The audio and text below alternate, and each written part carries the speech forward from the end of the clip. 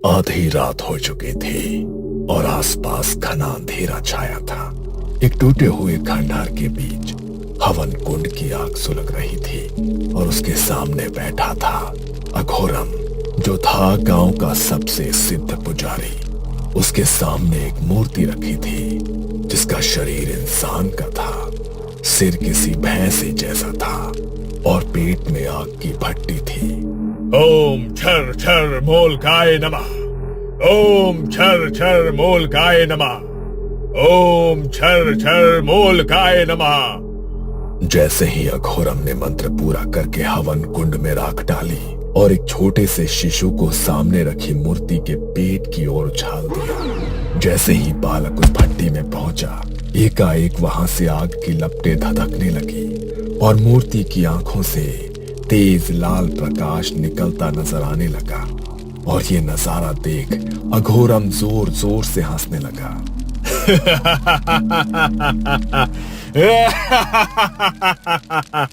तुम जाग उठे मोलक देव, तुम जाग उठे। अब सब मंगल ही मंगल होगा। जंगल के अंधेरे को मूर्ति के पेट की आग ने रोशन कर दिया था। अगली सुबह सारे गांव में खबर फैल गई।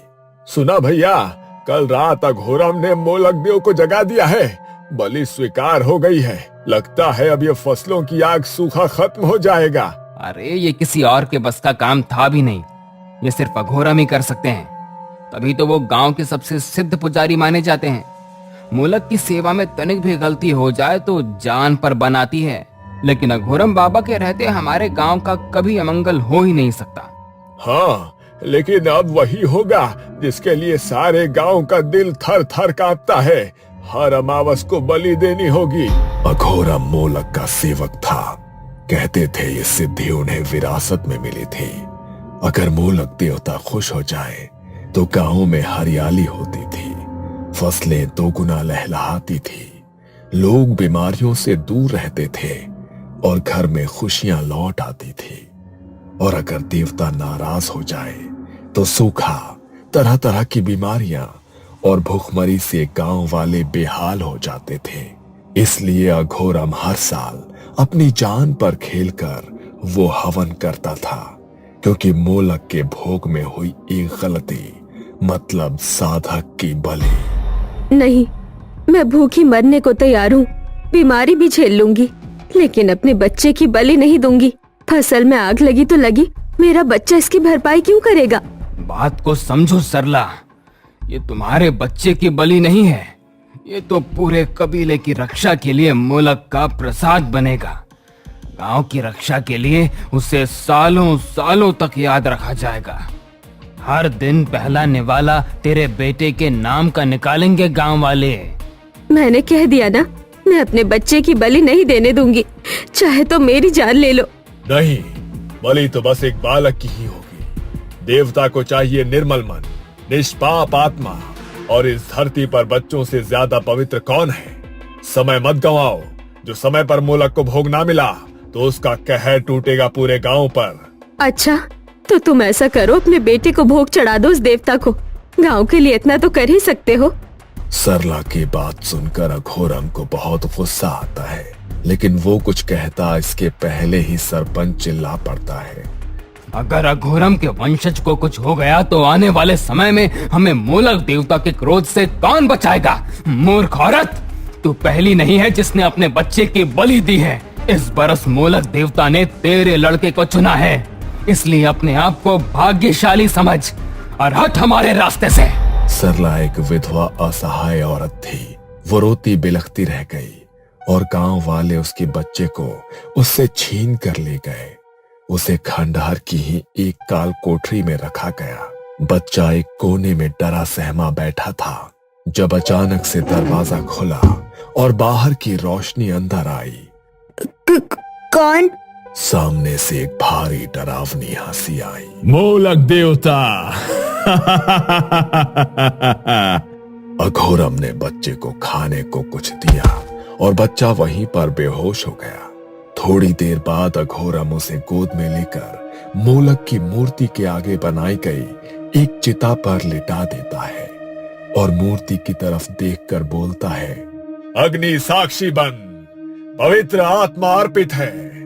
इतना कहकर अघोरम बच्चे को मोलक की मूर्ति को समर्पित कर देता है। मूर्ति के पेट से तेज लपटें उठने लगती हैं।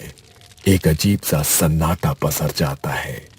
रात का अंधेरा इतना गहरा था कि लगता था जैसे जंगल ने चांद को ही निगल लिया हो। अघोरम की सांसें तेज थी। उसकी आंखें अचानक लाल हुई और शरीर अकड़ने लगा। उसने किसी जानवर की तरह आसमान की ओर मुंह करके एक डरावनी आवाज निकाली और फिर मूर्ति की तरफ देखने लगा। अचानक पेट की भट्टी से राख हवा में उठने लगी, जैसे किसी अनदेखे चक्र में घूम रही हो। अघोरम ने अपना हाथ आगे बढ़ाया और सारी राख उसकी हथेली पर आकर ठहर गई। मेरी बलि पूरी हुई, अब मैं और भी शक्तिशाली हो गया हूं। मूर्ख गांव वाले इतना भी नहीं समझते कि ये सूखा जली हुई फसलें और गांव की महामारी कोई देवता का श्राप नहीं है। ये इस अघोरम का षड्यंत्र है। देवता अघोरम देवता ही सबसे बड़ा देवता है। उसकी नसें उभारने लगी और आंखों के अंदर हल्की लाल चमक तैर गई। खंडहर की दीवारों पर उसकी परछाई 3 गुना बड़ी दिखाई देने लगी। राकेश ने देखा कि गांव के एक पुराने मंदिर में कुछ बच्चे खेल रहे हैं। उन्होंने जमीन पर मिट्टी से एक मूर्ति की आकृति बना रखी थी और एक बालक उसके ठीक सामने आंखें बंद किए किसी योगी की मुद्रा में बैठा हुआ था। अरे बच्चों, क्या खेल रहे हो? बलि का खेला। बच्चे की बात सुनकर राकेश चौंक जाता है। क्या क्या कहा? बलि का खेल? ये कैसा खेल हुआ भला? बाबा, पूरे गांव में महामारी फैल गई है, लोग मर रहे हैं, कुछ करो। देवता को प्रसाद अर्पण करना होगा। देव चाहे तो धन बल अनहोनी महामारी सब बदल सकते हैं। अमावस्या को छोटू की बलि देनी होगी, उससे देवता खुश होंगे। बोलो, दे सकोगे? बच्चों की बात सुनकर राकेश के पांव डर से कांप उठते हैं। ये छोटे छोटे बच्चे किस खेल की बात कर रहे हैं? ये सब डरावनी बातें इनके मन में आई कहां से? क्या यहाँ कुछ ऐसा चल रहा है जो सही नहीं है? वो कुछ और पूछता, इसके पहले ही सरपंच के आदमी वहां आ जाते हैं। शहरी बाबू, आपको सरपंच जी ने बुलाया है, चलिए। राकेश उठा और वापस जाने लगा, लेकिन मुड़ मुड़ कर उसकी नजर मंदिर की तरफ ही जा रही थी। कुछ दिनों पहले गांव के चौराहे पर बस आकर रुकती है और बस से एक नौजवान उतरता है। उसने सनग्लासेस लगा रखे थे और उसके पास एक ब्रांडेड सूटकेस था। चौराहे पर बैठे कुछ आदमी उसे देखते हैं। कहाँ बाबूजी, रास्ता भटक गए हो क्या? यहाँ गांव में कहाँ आ गए? रास्ता नहीं भटका हूँ, बिल्कुल ठीक जगह आया हूँ। अब जरा तू मुझे गांव के सरपंच के पास पहुंचा दे।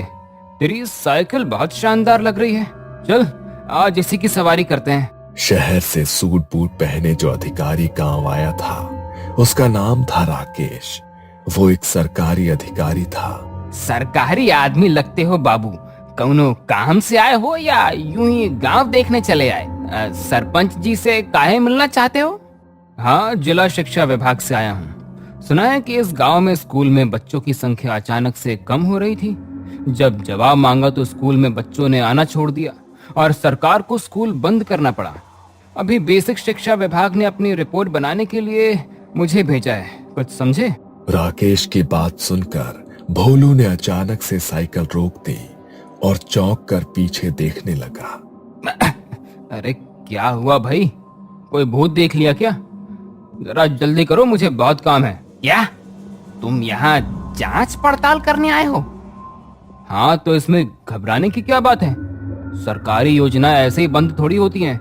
घबराया हुआ भोलू फिर से साइकिल चलाने लगता है और इस बार वो जोर जोर से पैडल मार रहा था।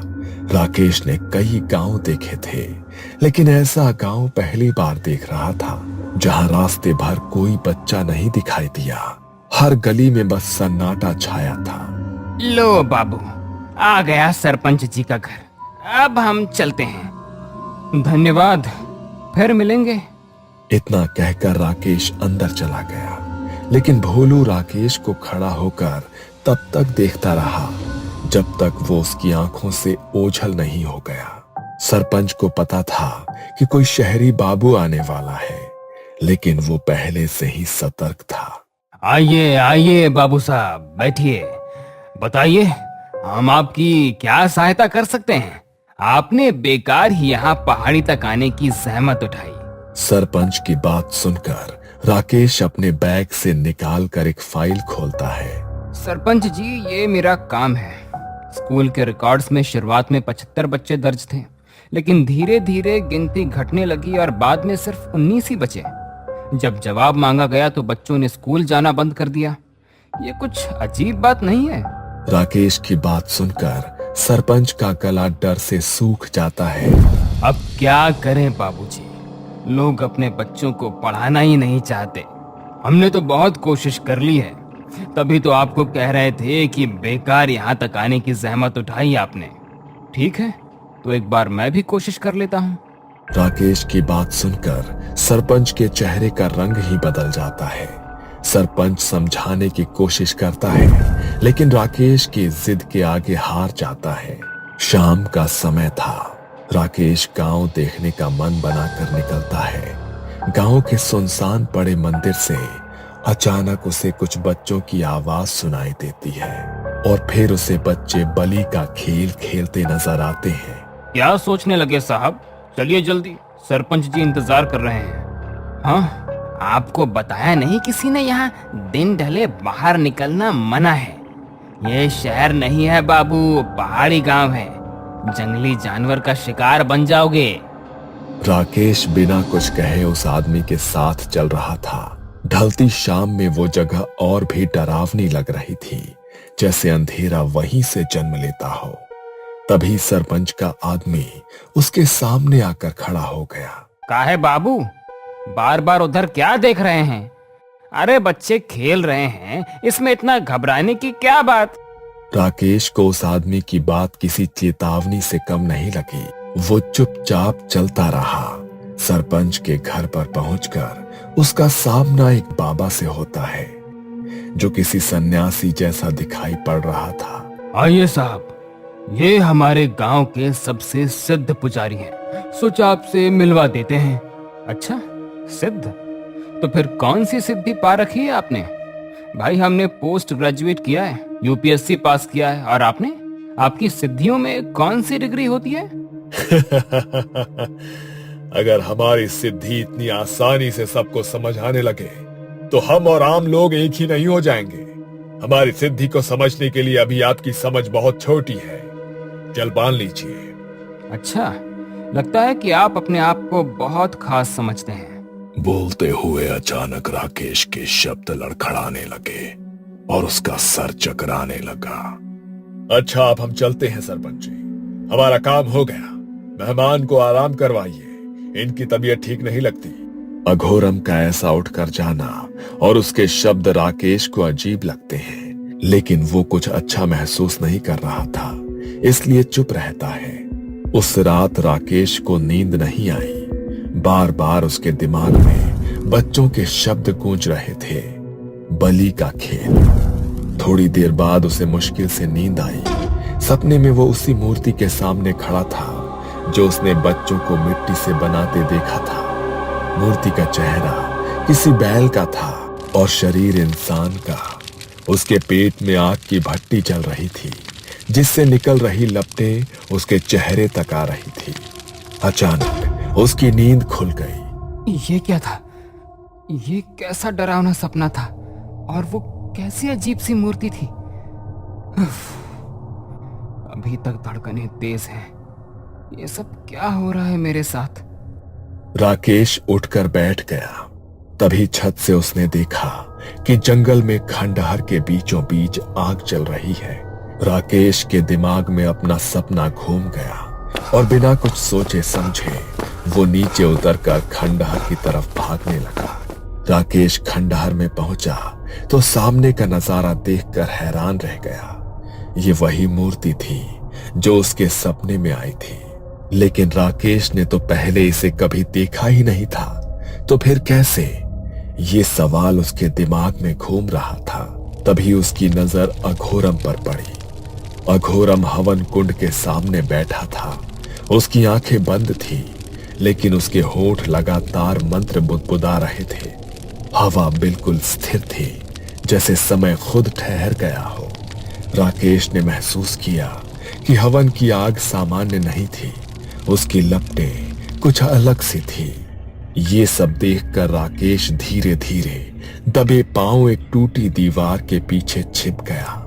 और तभी अघोरम ने बिना आंखें खोले कहा, छिप कर क्यों देख रहे हो सरकारी बाबू? अब यहाँ तक आ ही गए हो तो आओ, सामने आ जाओ। अघोरम की बात सुनकर राकेश का दिल जोर से धड़क उठा और वो धीरे से बाहर आया। ये सब क्या हो रहा है? यही आपकी सिद्धि पाने का राज है क्या? हर बात जानने की बहुत चाहत है आप में, लेकिन कुछ राज ऐसे होते हैं जिनसे दूर ही रहना चाहिए। तुम मुझे सीधा सीधा जवाब दो कि गांव के बच्चे कहाँ गायब हो रहे हैं? क्या ढोंग है ये? कैसा अंधविश्वास है? तुम मासूम गांव वालों को बेवकूफ बना रहे हो ना? अघोरम जोर से हंस पड़ा। उसकी हंसी बहुत डरावनी थी। तुम शहर वाले एक गलती करते हो, जो समझ नहीं आता उसे अंधविश्वास कह देते हो। ये कोई अंधविश्वास नहीं। अगर ये गांव आज भी जिंदा है तो सिर्फ मेरी वजह से। अघोरम धीरे धीरे खड़ा हुआ और आग अचानक तेज भड़क उठी। उसकी परछाई मूर्ति पर पड़ रही थी। अघोरम की आंखें अब पूरी तरह लाल दिख रही थी। मैं साधक हूं। इन मासूम आत्माओं की ऊर्जा से मैं मृत्यु को भी रोक सकता हूं। बीमारी, अकाल सब मेरे आगे झुकते हैं। बस फर्क इतना है कि ये मूर्ख लोग गांव वाले नहीं जानते कि ये मोलक कोई देवता नहीं, शैतान है। हाँ, शैतान को पूजता हूं मैं, और उसी शैतान ने मुझे इतनी ताकत दी है कि मैं चाहूं तो तुझे पल भर में मिटा दूं। मेरे ही कहने पर गांव के लोगों ने ईश्वर को पूजना छोड़ दिया। मोलक के प्रकोप के डर से गांव के हर घर शैतान की उपासना होती है। गांव का वो खाली खंडहर मंदिर देखा है ना तूने? मैं बनूंगा शैतान का असली उत्तराधिकारी। बस 7 बरस और इसके बाद मैं अमर हो जाऊंगा।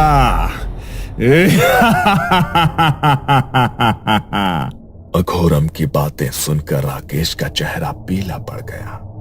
दरिंदगी की भी एक सीमा होती है, लेकिन अपनी काली विद्या के लिए तुमने उस हद को भी पार कर दिया। उन मासूमों की बलि चढ़ाते हाथ नहीं कांपे तुम्हारे? तुम खुद को पुजारी कहते हो? अरे तुम तो कातिल हो, कातिल। अपनी काली विद्या के लिए हमारे बच्चों को जला डाला, और हम सोचते रहे तू पुजारी है जो हमारी रक्षा कर रहा है।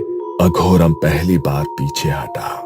उसे समझ नहीं आया जो लोग उसके नाम से कांपते थे आज उसकी आंखों में आंखें डालकर कैसे खड़े थे। इसने तुम्हें क्या पढ़ा दिया है जो तुम इसकी बात मान रहे हो? देवता नाराज हुए तो प्रकोप झेलना पड़ेगा। पीछे हटो। इस गांव में आते ही मुझे समझ आ गया था कि बच्चे यूं ही गायब नहीं हो रहे हैं, और तुम्हें रंगे हाथों पकड़ने के लिए ही मैं यहाँ रुका था। कल शाम शरबत में मुझे कुछ मिलाकर तुमने ही पिलाया, मैं ये भी जानता हूँ।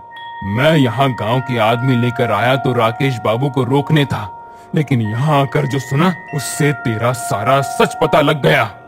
अघोरम के पसीने छूटने लगे। उसका काला सच सामने आ चुका था, और तभी एक बूढ़ा आदमी आगे आया।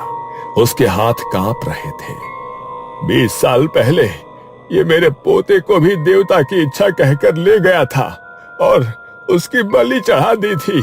मेरा नन्हा सा बच्चा, इसके साथ भी ठीक वैसा ही होगा। इसे इसी की जलाई आग में झोंक दो। अघोरम ने घबराकर भागना चाहा, लेकिन गांव वालों ने उसे जकड़ लिया। आज कोई तंत्र विद्या काम नहीं आने वाली थी। अघोरम की लाल आंखें सिर्फ राकेश को घूरे जा रही थी।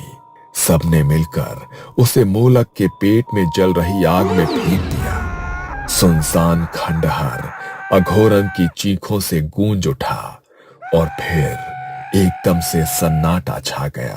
अगली सुबह सालों बाद गांव में अलग सी रोशनी थी। बच्चे बाहर खेल रहे थे, औरतें बेफिक्र होकर हंस रही थी। राकेश भी वापस जाने के लिए शहर की बस में बैठ गया था। एक अमावस की रात को वहां फिर किसी के कदमों की आहट हुई। एक आदमी कंधे पर फावड़ा लिए धीरे धीरे उसी जगह खोद रहा था जहां मूर्ति दफन की गई थी। पहले मिट्टी हटती गई और फिर पत्थर हटे और फिर उस आदमी का फावड़ा किसी कठोर चीज से टकराया। एक ठक की आवाज आई और वो आदमी घुटनों के बल बैठ गया। उसने अब अपने हाथों से मिट्टी हटाई और जैसे ही मूर्ति का सिर बाहर आया, उसके होठ पर एक मुस्कान फैल गई। पिताजी, वापस लौटने का समय आ गया है। आपकी साधना अधूरी नहीं रहेगी। जोर से बिजली चमकी और एक पल के लिए उस आदमी का चेहरा रोशन हुआ। वही लाल आंखें, वही खतरनाक मुस्कान। वो कोई और नहीं बल्कि अघोरम का बेटा था। सालों बाद एक डरावनी हंसी फिर से खंडहर में गूंज उठी। उसने मूर्ति की फिर से स्थापना की और पिता के सिखाए तंत्र बल से मूलक की मूर्ति में अघोरम की आत्मा को स्थापित कर दिया। मूलक अब मूलक नहीं, अघोरम था। ये आहट थी अनिष्ट की। तो क्या अनिष्ट को टालने के लिए फिर कोई राकेश आएगा या कहानी फिर दोहराई जाएगी?